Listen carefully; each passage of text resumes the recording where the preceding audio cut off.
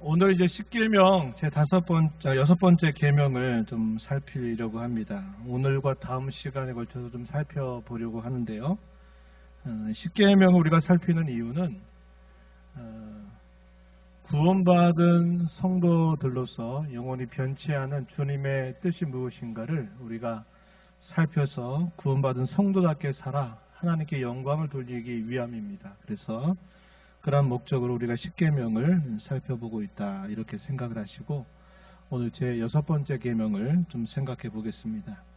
10계명 크게 두 개의 내용으로 구별된다 그랬어요. 하나는 하나님을 향한 계명, 제 첫 번째부터 네 번째 계명까지 이걸 대신계명이다 이렇게 부르고, 다섯 번째 계명부터 열 번째 계명은 인륜에 관계된 계명들이다. 그래서 이걸 대인계명이라고 부르고, 이 대인계명의 첫 번째 가장 중요한 계명은 부모 공경이다 하는 겁니다. 이게 제 5계명에서 우리가 지난 두어 차례에 걸쳐서 살펴봤던 내용입니다. 이 계명은 인륜계명에 있어서 가장 기초가 되는 계명이다, 이렇게 말할 수 있어요. 왜냐하면 우리가 지난번에 살펴봤던 것처럼 여기서 부모를 공경하라고 하는 이 말씀은 문자적으로 나를 낳아주신 부모님만이 아니라 이것을 확대해서 적용을 하게 되면 윗사람 그리고 아랫사람의 사이에서, 또 같은 동년배 사이, 말하자면 모든 인륜의 관계에 있어서 항상 서로의 자리를 존중해주고 그 서로의 자리를 지켜주는 계명이 된다 하는 겁니다. 그래서 우리가 지난번 말씀을 드릴 때 에베소서 5장 21절 구절이 중요한 구절이다 하는 말씀을 드렸어요. 그리스도를 경외함으로 피차 독종하라 하는 말씀을 주시고 난 다음에 부모와 자녀와의 관계, 남편과 아내와의 관계, 상전과 종의 관계, 그 모든 관계들을 설정해 줍니다. 그래서 일방적으로 아랫사람이 윗사람만 잘 대하라고 하는 의미가 아니라 윗사람은 아랫사람을 대할 때도 그에 맞는 적절한 자리를 인정해 주는 자세를 가져야 된다. 그래서 쉽게 이렇게 생각하면 도움이 될 것입니다. 말씀드렸던 것은 항상 나와 다른 사람과의 관계를 생각할 때 항상 나와 그 대상 사이에 그리스도를 먼저 두고 생각을 하십시오. 그러면 모든 문제들이 쉽게 이해가 될 수 있다 그랬습니다. 부모가 자녀를 대할 때 내 소유고 내 자식인 줄 알고 부모에게 내가 하고 싶은 대로 화내고 성내고 해도 되는 것은 결코 아닌 거예요. 그리스도께서 내 아내, 내 자녀와 내 사이에 계시다고 할 때 자녀에 대해서 무조건 내가 부모니까 아무렇게 해야 된다, 이런 식이 통할 수가 없는 거죠. 반대로 자녀가 부모를 대할 때 실리적으로 대하면 안 된다 그랬어요. 어릴 때는 모든 것을 다 할 수 있는 부모님으로 여겼다가 이제 자라가면서 해줄 수 없다고 하는 것을 발견하게 되면서 부모님의 능력이 별것 아니구나, 나중에 나이가 들어서 몸이 연약해지면 오히려 짐처럼 여겨서 부모님을 아주 가볍게 대하는 이런 식의 태도는 역시 매우 잘못된 것이다 하는 것이고, 동료들 사이에서도 마찬가지입니다. 서로의 자리를 그대로 존중하게 여겨주는 일에 있어서도 그리스도를 사이에 두고 그 동년배들을 서로 대하는 자세가 매우 중요하다. 그렇게 되면 이 계명들을 우리가 잘 지킬 수 있다는 겁니다. 그래서 6번째 계명, 또 7번째, 8번째 계속 살펴가는 계명도 그러한 원리를 따라서 보게 되면 그런 모든 계명들이 다 이해가 된다 하는 겁니다. 6번째 계명은 우리가 읽었던 출애굽기 20장 13절 말씀처럼 살인하지 말라라고 하는 계명입니다. 그리스도를 사이에 두고 다른 사람에게 아무리 분이 난다 그래서 그 사람을 살해할 수는 없는 거죠. 당연한 것입니다. 그래서 오늘 이 살인하지 말라라는 이 계명을 좀 살펴볼 텐데요. 먼저 여러분 받으신 그 교환처럼 한번 보시기 바랍니다. 성경이 가르치는 생명의 의미라고 하는 게 어떤 게 있을까? 살인이라고 하는 것은 생명을 끊는 걸 말하죠. 근데 그 생명이 어떤 의미가 있느냐, 몇 가지로 나누어 생각해 볼 수 있겠는데요. 영어로 이 생명을 나타내는 말은 life 이런 말 써요. 근데 그게 생명만 말하는 게 아니라 그 생명이 붙어 있는 모든 시간을 다 포괄해요. 그래서 그 동일한 그 말은 또 어떤 뜻으로도 풀어지냐면 생명이라고만 되는 게 아니라 인생, 삶 전체라고 하는 말로도 그대로 옮겨지는 말이에요. 그래서 생명이 붙어있는 모든 것들을 다 포괄하고 있다라는 겁니다. 그래서 태어난 것뿐만 아니라 이 땅에 우리의 삶을 마치게 되는 그 모든, 태어나서 우리의 삶을 마치게 되는 그 모든 순간까지 전체를 우리가 생명이다 혹은 인생이다 이렇게 말할 수 있다는 겁니다. 의학적인 의미에서는 우리가 어떻게 정리해 볼 수 있겠느냐.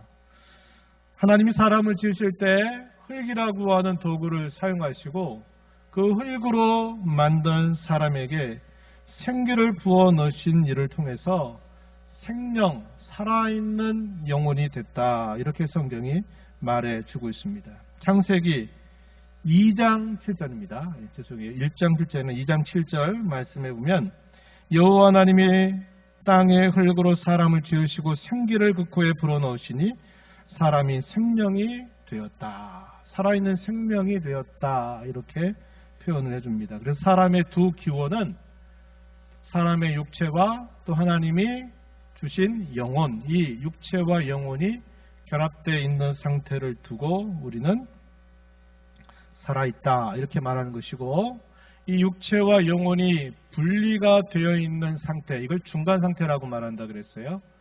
잠정적인 이런 상태에 가게 됐을 때 우리는 죽어있다 이렇게 말합니다. 성경의 또 하나의 표현은 잔다 이런 표현을 사용하기도 한다는 것이죠.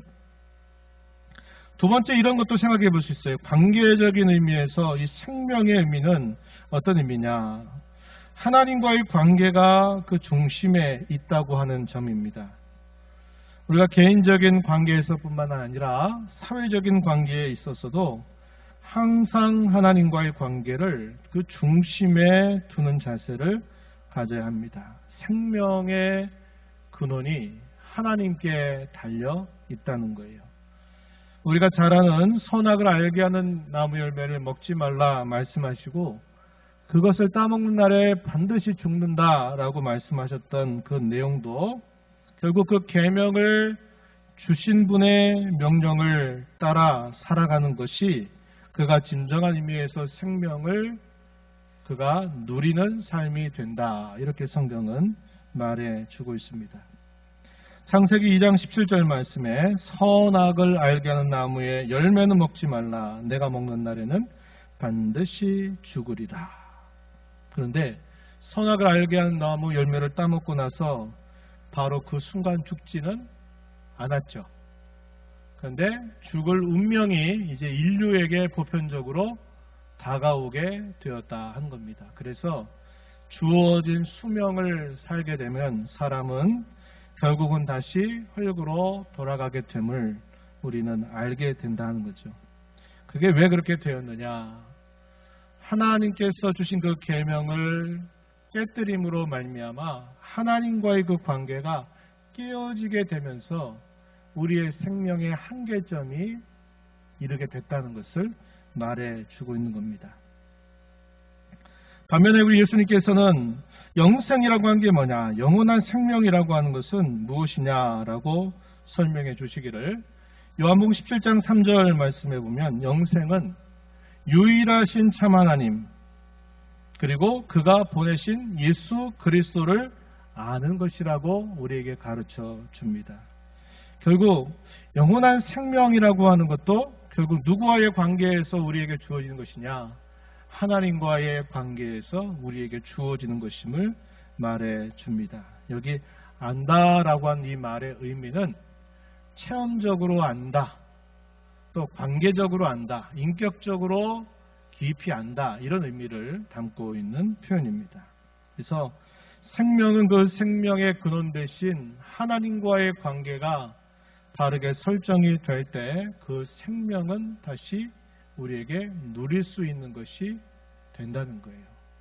사람의 생명이 결국 한계를 갖게 됐던 것도 그 주신 하나님과의 관계가 깨어짐으로써 이 땅에 오게 된 피할 수 없는 운명이 되었던 것을 우리는 잘 알고 있는 겁니다. 그래서 오늘날도 마찬가지예요. 육체적인 생명을 가지고 있다 하더라도 그를 지으신 하나님과의 관계가 깨어져 있는 사람은 엄밀하게 영적으로 말할 때는 살아있다 말하기가 어려운 것입니다. 하나님과의 관계가 올바로 되어 있을 때 그가 진정한 생명을 가지고 있다, 이렇게 말할 수 있는 것입니다. 또 이런 측면에서 말할 수 있는데요.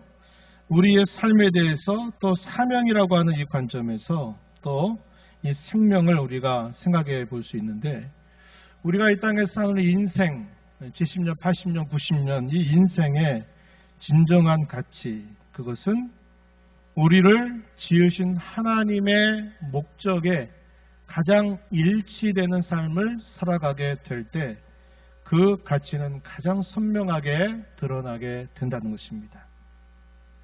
하나님께서 아담을 지으시고 난 다음에 이 아담에게 하시게 했던 일이 무엇인지 우리가 보면요, 창세기 2장 15절 18절 말씀을 우리가 볼 수 있어요. 함께 우리 한 목소리로 말씀을 읽어봅니다.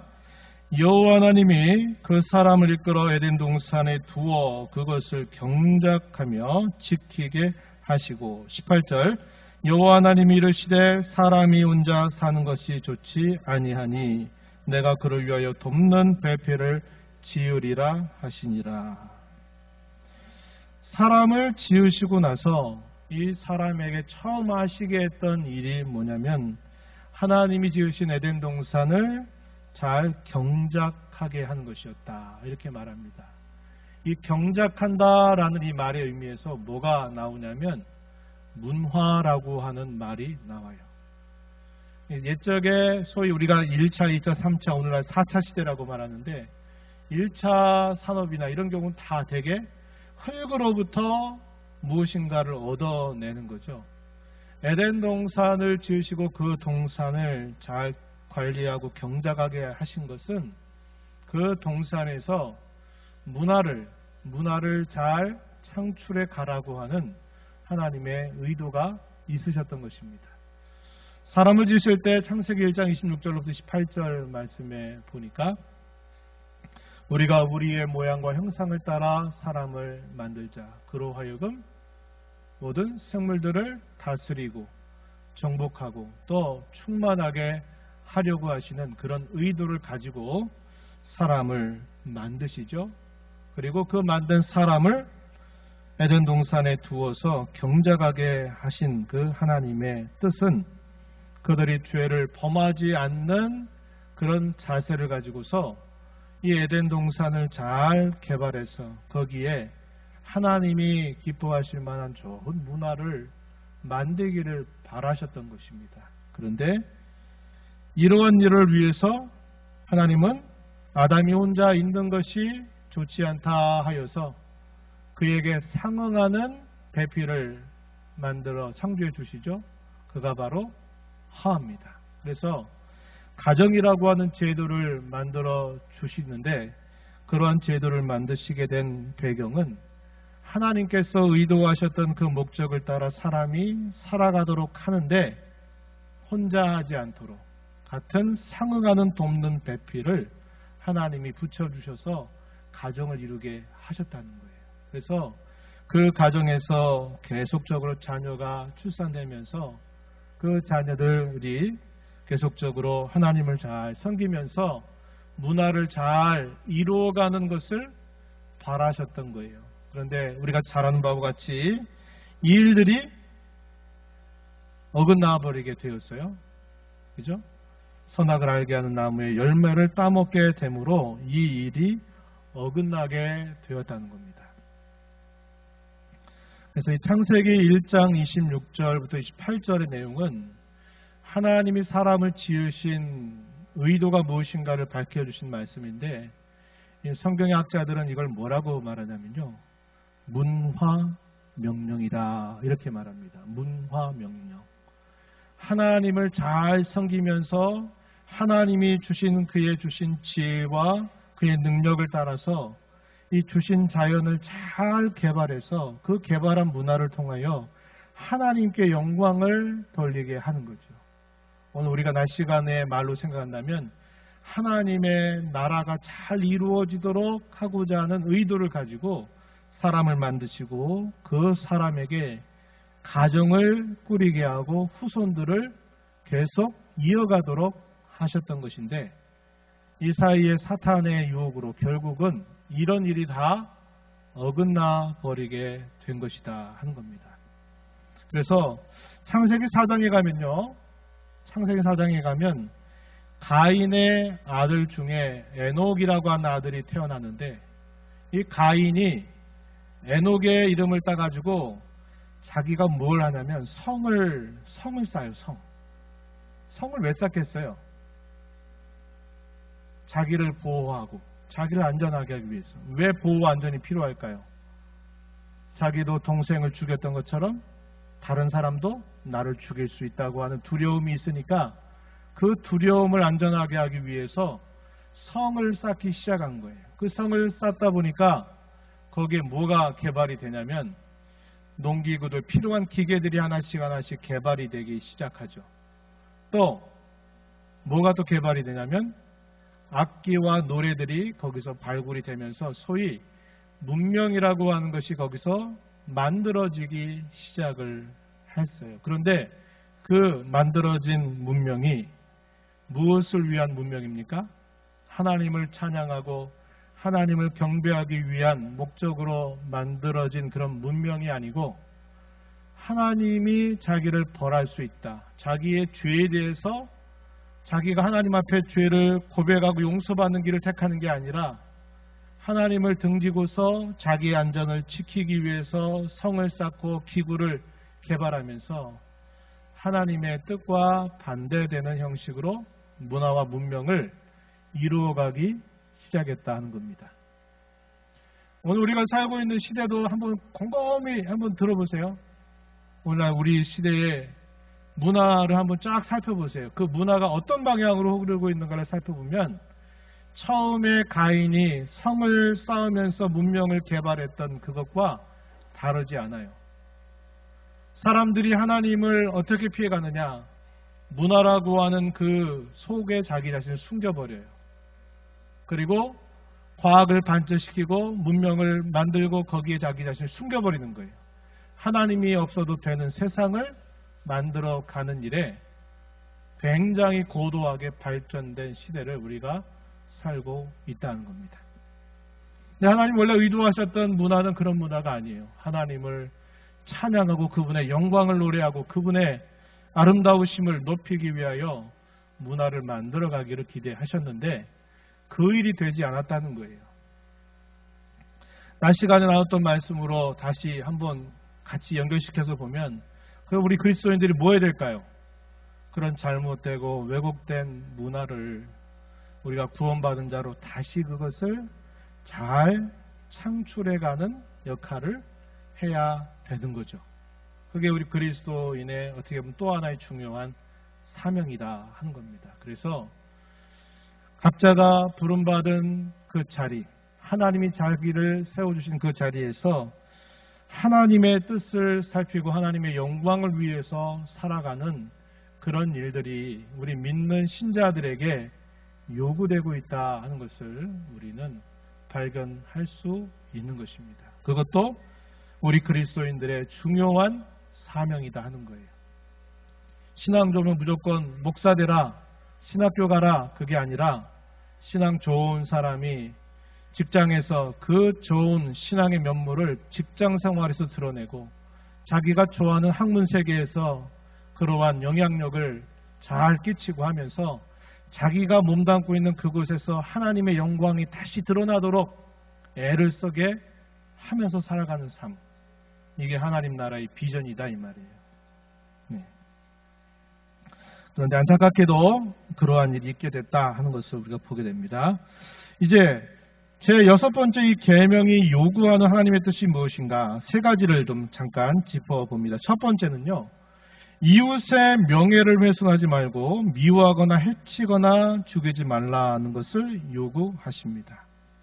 살인하지 말라라고 하는 이 계명을 통해 하나님이 요구하시는 뜻은 우리 이웃의 이름, 그의 명예를 깎아내리거나 훼손하지 말고 또 그 사람을 미워하거나 해치거나 죽이지 말라는 것을 요구한다 하는 겁니다. 왜냐?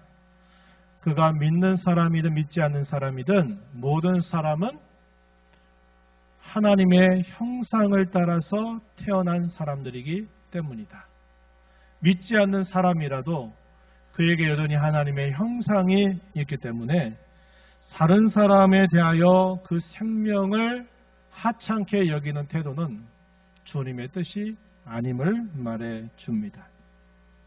미워하거나 해치거나 죽이지 말라 하는 것을 요구하고요. 또 그러한 일에 있어서 두 번째로 가면 생각이나 말이나 행동으로 그러한 일을 하지 않도록 우리에게 요구하고 있다 하는 겁니다.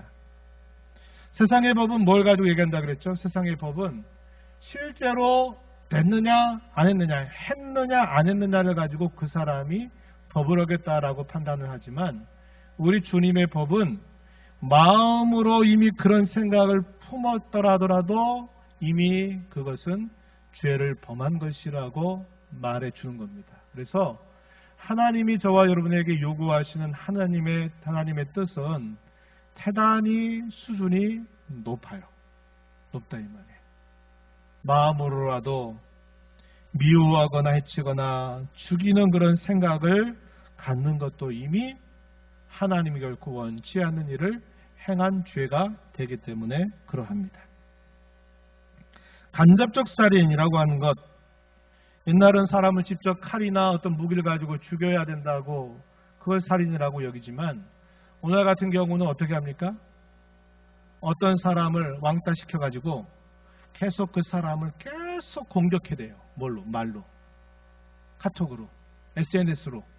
그 사람이 자기가 참아낼 수 있는 그 한도를 넘어서면 어떻게 할까요? 뉴스에서 나오죠. 아무개가 목숨을 끊었다 이렇게 말해요. 그런 경우들은 뭡니까? 직접 죽인 것은 아니지만 간접적으로 살인을 한 것이에요. 사람이 견딜 수 없는 말을 계속 찔러대고 저주하고 계속해서 그 사람으로 하여금 참을 수 있는 한도를 넘어서게 만들어서 결국 그 사람이 죽게 되면 간접적 살인이에요. 이런 경우들은 오늘날 시대에 올수록 더 많은 그런 모습들로 나타나게 되는 일이다 하는 겁니다. 그래서 성경은 우리에게 말씀하기를 마음으로부터 형제를 용서하지 않으면 하늘 아버지께서 너희에게 이와 같이 하실 것이다. 마태복음 18장 35절 이런 말씀을 하시고요. 사람이 연약해서 또 정말 어떤 경우에 분이 날 경우가 있다 할지라도 그 분이 원인이 돼서 죄를 실제적으로 범하지 않도록 항상 그것을 단속할 것을 우리에게 말씀해 줍니다. 그래서 에베소서 4장 26절에서는 해가 질 때까지 분을 품지 말고 그 분을 삭혀라. 그 분을 풀어낼 것을 요구하고 있는 거예요. 누차 얘기하지만 죄는 품을수록 우리에게 반드시 해악을 가져다 주기 때문에 그런 것입니다. 성경은 오히려 뭐라고 말해요? 원수 갚는 것을 네가 하려고 하지 말고 어떻게 해라? 나에게 맡겨라. 이렇게 말씀해 주셨어요. 로마서 12장 19절 말씀 한번 우리 읽어볼까요? 네, 사랑하는 자들아, 너희가 친히 원수를 갚지 말고 하나님의 진노하심에 맡기라. 기록되었으되 원수 갚는 것이 내게 있으니 내가 갚으리라고 주께서 말씀하시니라. 원수 갚는 일은 주님께 맡겨드리라는 거예요. 누가 잘 보여줍니까? 다윗이 그랬어요. 그죠? 다윗이 사울에게 서로의 두 번에 주어진 그 죽일 수 있는 기회가 주어졌지만 다윗은 어떻게 합니까? 하나님께 맡겨드린 거예요. 그리고 자기가 하는 일은 하나님이 세우신 자를 자기가 해하지 않겠다 하는 그런 결심의 내용이었어요. 때가 되니까 하나님이 어떻게 하십니까? 결국은 사울을 불러가시죠. 그렇죠? 그래서 그러한 본을 잘 보여주었다는 거예요. 우리 예수님도 당연히 마찬가지죠. 세 번째는 자기 자신을 해쳐서도 안 되고 부주의하게 위험에 빠뜨리지 말라는 것을 요구하신다는 겁니다. 내 몸은 내 거니까 내가 마음대로 하지. 맞아요? 너희 몸은 값으로 산 것이 되었다. 누구의 것이에요? 여러분 거 자신의 것이에요? 주님 것이에요? 주님의 것이라고 가르쳐줘요. 너희 몸으로 하나님께 영광을 돌려라. 이렇게 우리에게 말씀을 하십니다. 마태복음 4장 7절 말씀, 예수님의 시험 받으셨던 내용이 하나의 근거 구절로 소개가 되죠. 어떤 내용입니까? 주 너희 하나님을 시험하지 말라 하였다. 이렇게 예수님이 답변하신 말씀인데요. 어떠한 사탄의 유혹 앞에 이런 말씀을 하셨을까요? 어떤 것을 유혹했죠? 사탄이 예수님을 성전으로 데려가 성전 꼭대기에서 뛰어내려 보라고 얘기해요. 시편에 있는 말씀을 인용해서 뛰어내리면 천사들이 받아준다. 성경에 그랬으니까 너 예수여 저 성전 꼭대기에 올라가서 거기서 뛰어내려 봐라. 이렇게 했어요. 시편에 있는 말씀을 인용해서 예수님을 시험했어요. 그랬더니 예수님이 좋다. 내가 성전 꼭대기에 뛰어내려가겠다. 이렇게 하신 게 아니라 뭐라고 말씀하세요? 주 너의 하나님을 시험하지 말라 하는 거예요. 여러분들이 혹시 이런 생각하면 안 돼요.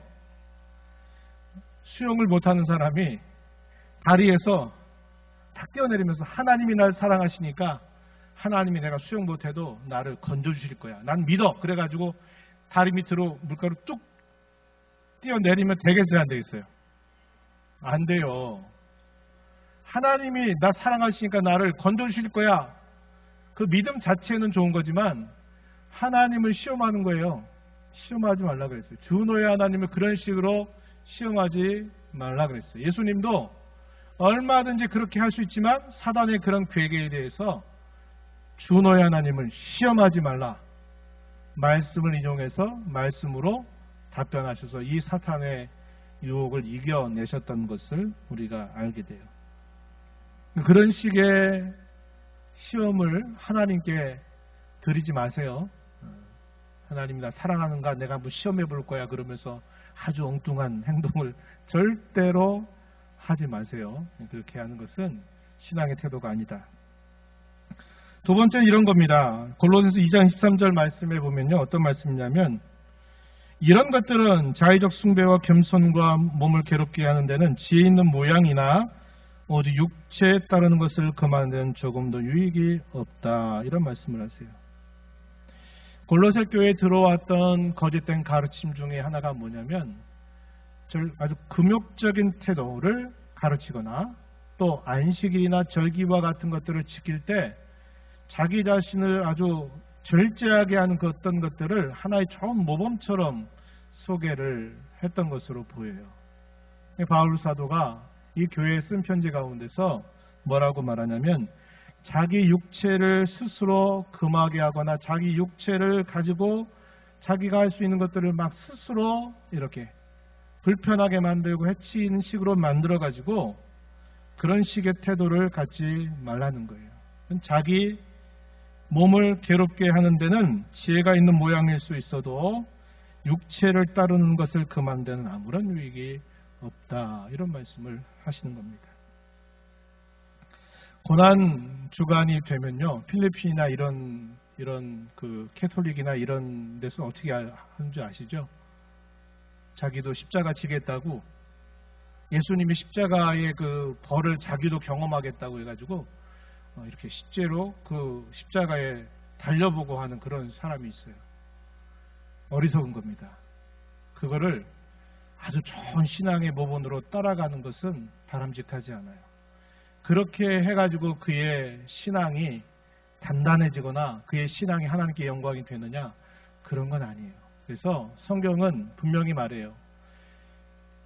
금욕적인 태도, 음식을 먹지 않게 하거나 어떤 것들을 해서 금욕적으로 하는 것도 틀렸다 이렇게 말해요. 반대는 어떤 걸까요? 나는 아무렇게나 할 수 있어 그래가지고 자기 자신이 그냥 방종으로 확 자기 몸을 내어놓는 것도 성경은 금하고 있어요. 바울 사도가 복음을 전할 때 당시에 철학자들 가운데는 이런 두 부류의 철학자들이 있었는데, 하나는 스토아 학파 사람들이 있고요, 또 하나는 에피크로스 학파 사람들이 있었어요. 성경에 나옵니다.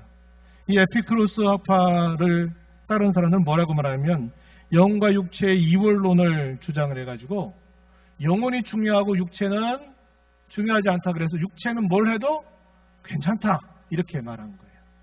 이 초대교회 영지주의 이단들도 이러한 가르침을 퍼뜨린 거예요.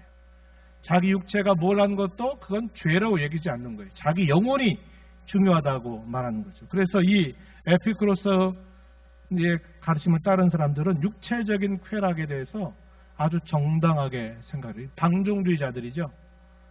반면에 이 스토아파 사람들은 뭐라고 말하냐면 금욕해야 된다.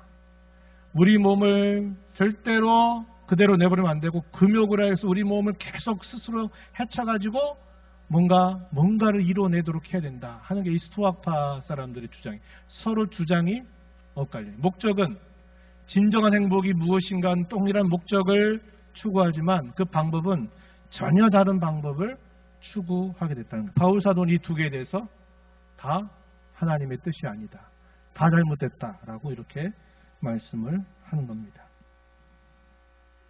모든 욕망을 다 죽여야 된다라는 것도 잘못된 것이고, 반대로 그 욕망대로 자기를 그대로 방임해서 맡기는 것도 분명한 잘못이다 하는 것을 우리는 꼭 기억할 수 있어야 합니다. 그래서 자기 자신을 해치는 일, 심하면 자살이죠. 이런 것도 결코 주님의 뜻이 아니고, 자기를 부주의한 위험에 빠뜨리는 일도 이 계명은 그것을 요구하고 있다는 거예요. 그렇게 하지 말라는 것을 요구하고 있는 겁니다. 죽음의 땅에 살았던 애굽에서 건져내신 하나님께서는 그들에게 가나안 땅, 이 생명의 땅을 약속하시면서 이 생명의 땅에서 어떻게 그 생명을 누리며 살 것인가 하실 때 10가지 계명을 그 백성들에게 주신 겁니다. 그것은 그들에게 율법의 멍에를 씌우기 위한 게 아니라 죽음의 땅을 벗어나서 생명의 땅에서 생명을 누리며 살기 위하여 하나님이 주신 계명이라고 하는 겁니다. 그 계명의 내용들은 바로 그 생명의 땅에서 그 생명을 풍성하게 누리며 살기 위한 계명으로 주신 것인 만큼 그 계명을 잘 이해하고 순종하는 것이 대단히 중요한 것입니다. 이와 마찬가지로 구원받은 저와 여러분에게 주신 이 영생을 우리가 이 땅에서 누리게 하시려고 주님은 우리에게 이런저런 말씀들을 주시는 거예요. 결코 우리를 굴레 씌우기 위해서 주시는 것이 아니라 우리에게 주신 그 생명을 풍성하게 누리게 하시기 위해서 이러한 계명들을 주신 줄 알고, 이러한 계명을 마음 다해서 그 계명의 뜻을 이해하고 순종하며 살아가는 저와 여러분이 되어야 하겠습니다. 잠시 기도합니다. 하나님 아버지 감사합니다. 오늘 저희들을 불러주셔서 일용 계명 가운데 두 번째 계명, 살인하지 말라라고 하는 계명을 저희가 함께 살펴보았습니다. 모든 생명의 근원이 하나님이어서 하나님을 가까이 하는 자에게는 영원한 생명을 누리게 하시지만 하나님을 멀리하는 자들에게는 결국은 그 생명을 누릴 수 없음을 저희에게 보여주십니다. 그리스도 밖에 살았던 저희들에게 하나님께서 은혜를 베푸사 하나님의 귀한 구원의 은혜를 받게 하시고 하나님 모시고 사는 특권을 허락하시고 영생을 주신 것에 감사하고, 저희에게 이 생명을 누리게 하기 위해 주신 이 계명들을 저희 마음으로 깊이 받아 저희들이 즐겨 순종하는 자들이 되어서 이 생명을 통하여 주님을 기쁘시게 해드리는 복된 삶 되게 주옵소서. 예수님 이름으로 기도하옵나이다. 아멘.